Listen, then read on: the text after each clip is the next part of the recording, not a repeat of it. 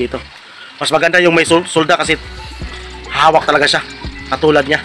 Hawak siya, hindi na siya maghihiwalay pa. So yun mga kapatid, gawin nyo lang po.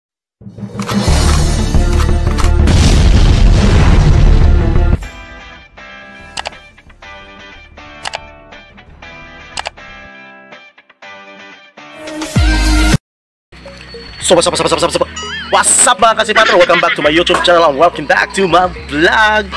So ngayon mga kasipater, so matagal-tagal na po tayo na hindi nag-content mga kasipater, no? Nag-upload kasi alam nyo na nung mahirapan tayo sa kalisod yung maghahanap pa tayo ng i-upload na content. So, ang content po natin ngayon mga kasipater ay tuturuan ko po kayo kung paano po maglagay ng relay sa ating LED light mga kasipater. So yun, nakaisip ako, bumili na po ako ng aking relay. Yun, nalagyan ko po ng relay ang aking LED light kasi hindi ko pa po ito nalagyan.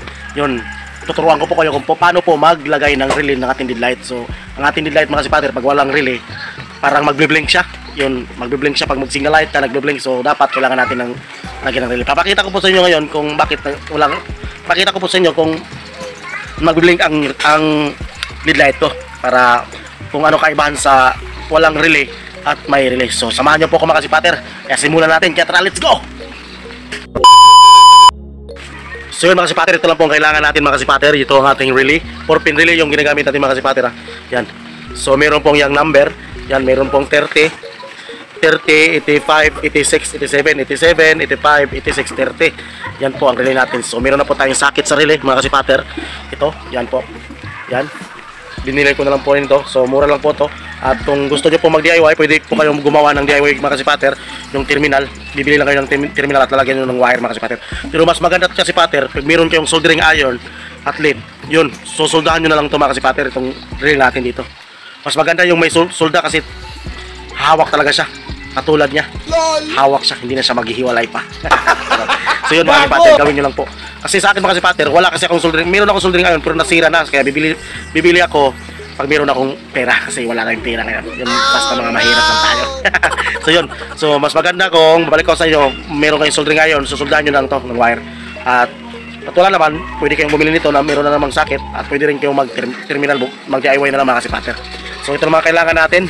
So yun, ito pong ating LED light mga kasipater. So tatanggalin natin yan. Ipapakita ko po sa inyo ngayon na magbi-blink siya. So before tayo magsimula mga kasipater, papakita muna natin yung diagram natin na ginawa para mas maganda yun, mayroong diagram mga kasipater kasi pag magkukunik ka, meron ka ng guide para hindi ka talaga mahirapan pa, para madali lang. Kaya gawin mo na lang magawa ka ng diagram. So ngayon, papakita ko sa inyo ang aking diagram mga kasipater. So sana itong diagram ko ay magustuhan nyo kahit ngayon, mahirap na talaga pag hindi kita arkitekto hindi tayo mahilig sa drawing. Kaya mga kasipater, no, yan, pakita ko po sa inyo yan.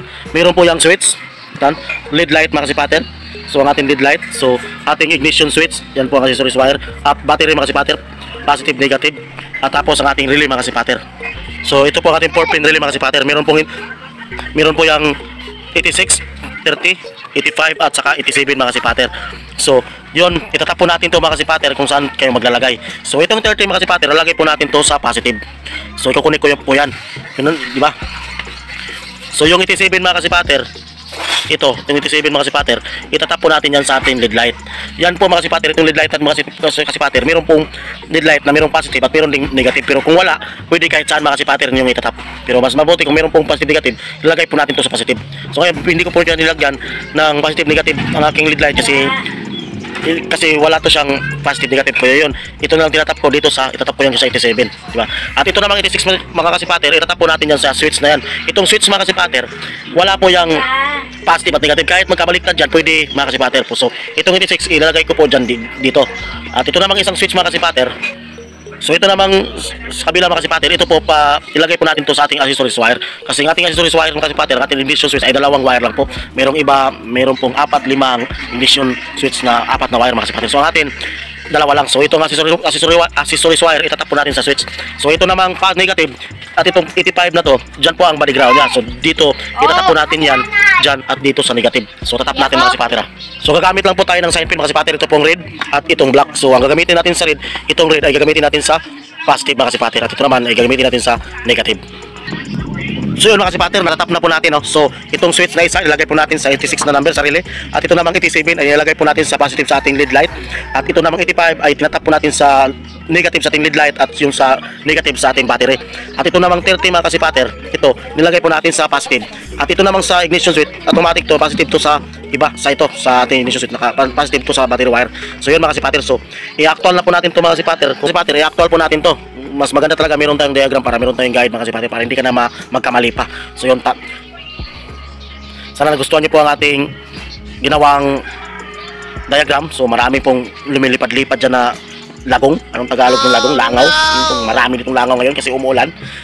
Pinakita ko na po ang diagram mga kasipater, no? So yun, pupunta na po tayo sa actual mga kasipater. So ito mga kasipater ang ating lead light. So tatanggalin po natin yan, babaklasin po natin ito. So yun mga kasipater, ipapakita ko po sa inyo yung aking lead light na nag-ilaw siya. So yun, pakita ko po sa inyo yan. Yan umilaw siya, di ba? So magsi-signal light tayo mga kasipater. Wala pa yung relay, ha. Doon natin signal light natin. Yan o, nagbi-blink siya. Yan, di ba? Yan. Makikita nyo nagbi-blink siya kasi wala po yung relay.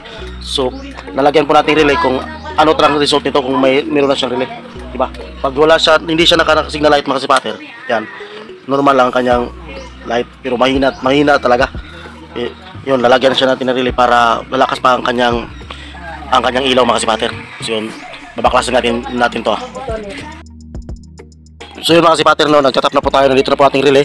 So hindi pa natin siya nilagay sa tamang posisyon niya. So yun, kinukunik na po natin to. So yun mga kasipater, so ito ating relay. So yung socket natin nilagay na po natin. So again, babalik po na tayo. Ito po ang ating 30 sa ating relay, 86 at saka 85 sa kabila, saka dito 87. So 4 pin lang po ito mga kasipater. So yun mga kasipater, tinatap ko na po. So yun, itong 30 direct po to sa ating battery. Itong wire na to, yan ito. Itong red na to, direct po to sa ating battery mga kasipater. At tapos ito namang 86 mga kasipater ay sa atin po tong switch. Ito po, baka magtatanong kayo baka bakit black at white, kasi itong nilagay ko po sa aking switch mga kasipater, nilagyan ko po ito ng wire black kasi na lagay ko. So yun, ito po ay papunta po itong sa ating switch mga kasipater. So yan po, ito pong switch natin, papakita ko ngayon sa inyo mamaya.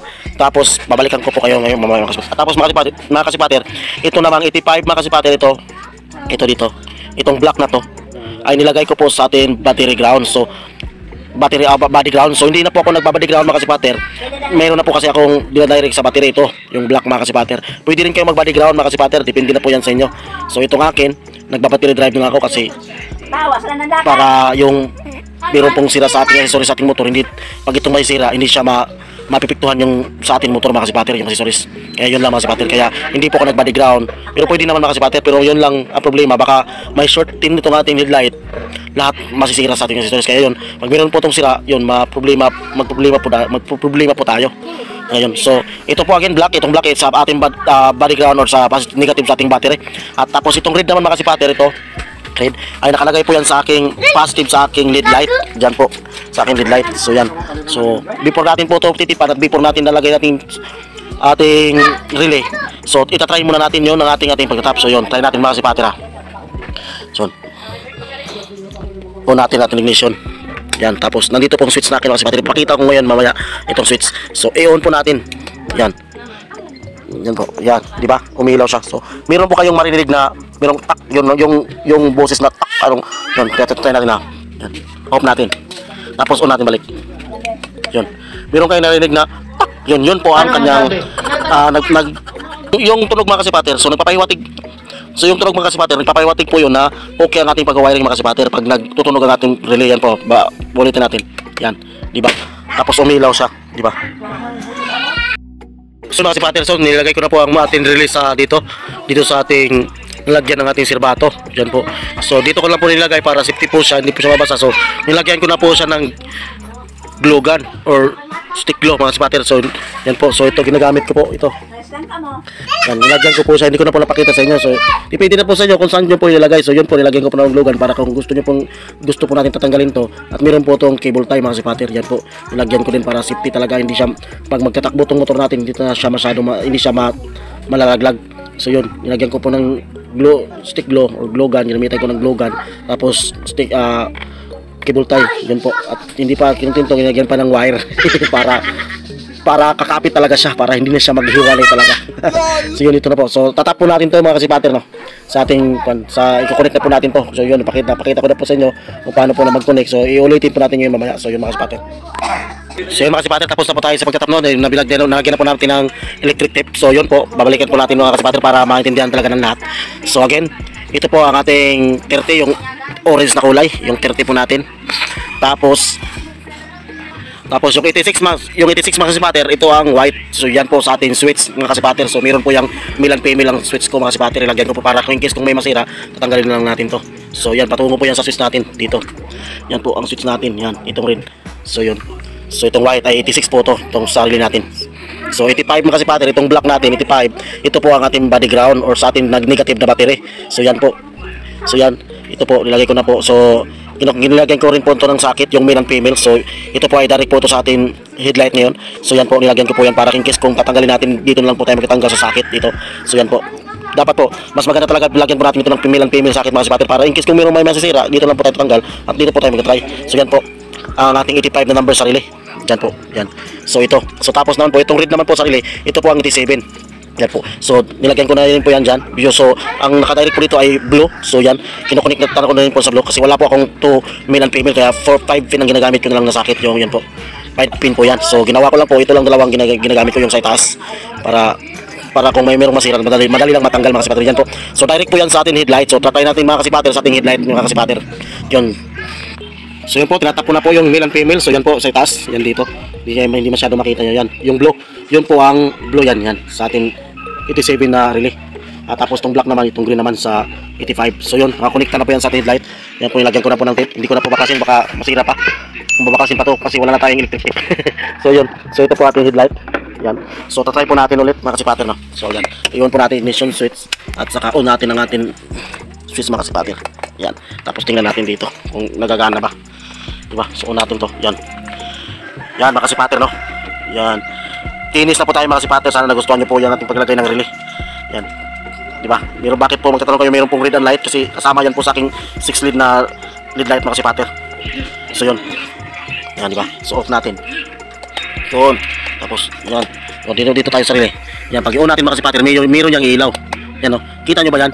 Yan. So nagagana ang relay natin, umilaw yan. Yan. Mayroong relay na boss na hindi makikita. Diba? Yan. So yung relay. So ito po ang relay natin na hindi makikita. Yan po. Ito pong relay. So sa sirbato ko po yan. So tapos yan po yan. Iilaw siya, diba? I-off po natin yan. Yan. So diba? Na-off din siya. Yan. Mayroon pong tutunog. So yun mga kasipater. So yun mga kasipater, no? Tapos na po tayo sa paglalagay ng ating relay. So yun, sana nagustuhan nyo po mga kasipater yung kaunting kalaman ko na i-share sa inyo na lalagyan po natin ng relay ating lead light. Natutunan rin kayo. Sana may matutunan po kayo rin dito. Yun mga kasipater, yung 4 pin relay. Meron 5 pin relay mga kasipater. Depende na po sa inyo kung anong gusto nyo mga pin relay 5 pin, 4 pin. Depende na po sa inyo. So sana po nagustuhan nyo po. Huwag nyo pong kalimutan kung nagustuhan nyo po ang ating video ngayon mga kasipater. Huwag nyo pong kalimutan mag-like, share po kayo mga kasipater, at subscribe. Comment po kayo sa ating comment description below. Dyan po mga kasipater, comment po kayo dyan kung meron po kayong mga katanungan at meron po kayong mga suggestion na meron po kong mali na sasabi na hindi tama yon. Comment lang po kayo doon mga kasipater kung anong kulang doon sa aking ginawa. So kung meron po kayong ipapasya-shoutout mga kasipater, comment lang po kayo sa ating description below at ipasya-shoutout ko po kayo. At kung gusto nyo po sa Facebook natin, like and follow sa ating Facebook mga kasipater, dyan po sa Maggie Cubs, pwede po kayo doon. Pwede po rin kayo mag-comment doon at mapasya-shoutout ko po kayo para maganda ang ating at patuloy-tuloy tayong manunod sa ating vlog sa next na video. Subscribe at pindutin nyo po ang notification bell. Yan po. Yan, pinutin nyo po ang notification bell para updated po kayo sa mga susunod na video or sa sunod na i-upload mga kasipater. So yun mga kasipater, hindi ko na mo papapain pa. Gago!